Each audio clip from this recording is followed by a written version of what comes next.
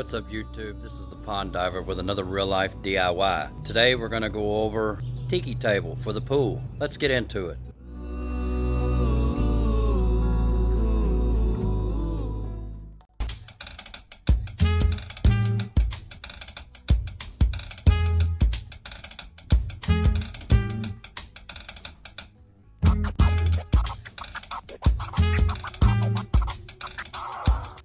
So as you can tell, it's been raining a lot, but I wanted to make sure to get some content out this week. It's been raining about 4 days in a row, and I've got a few more days of rain left, but I wanted to jump out here during one of the off periods and kind of go over what we did. Originally, we had a stand on the other side of the pool where the pump sat beneath, and there was a little table on top, but the table never really came all the way up to the pool, and it was hard to manage. And through some research, I found out that the pump should not be in an enclosed area. Even though it was open around the bottom of the pump, it still was closed on top of it, and those type pumps put out a lot of heat. So I disassembled that little deck and I moved the pump away from the pool.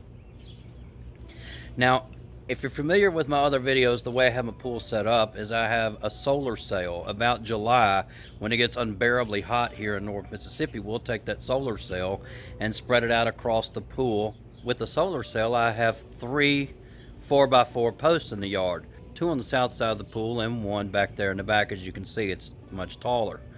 But while I don't have the solar sail up, I went ahead and took the 1 post and I built a table from it. Very simple. I'll run through some time lapse and show you exactly what I did.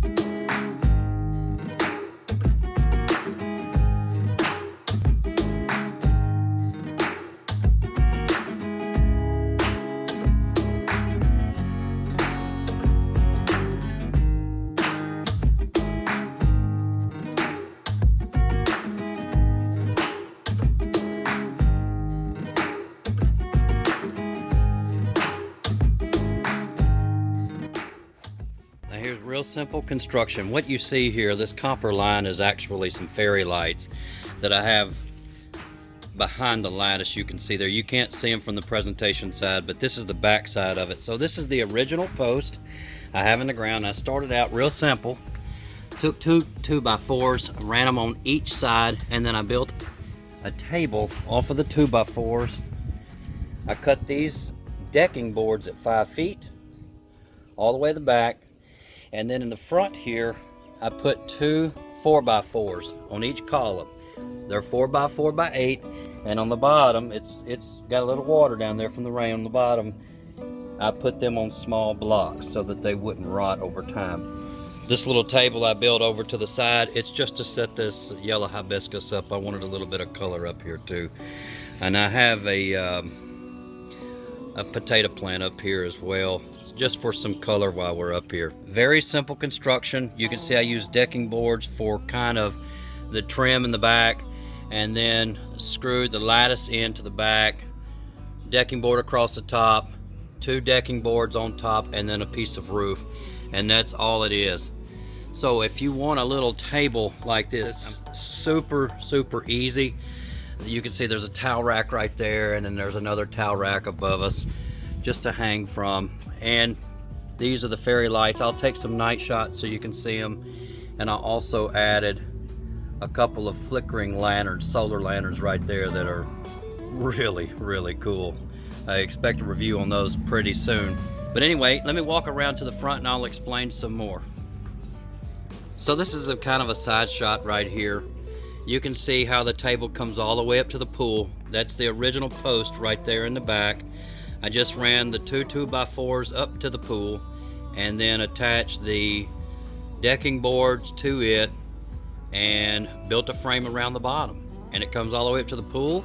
There's a place to put your drinks. There's a place to put a radio or something if you wanted to have some sound out here. And of course I added the 2 little solar sconces in the front, which are really cool. Nice touch.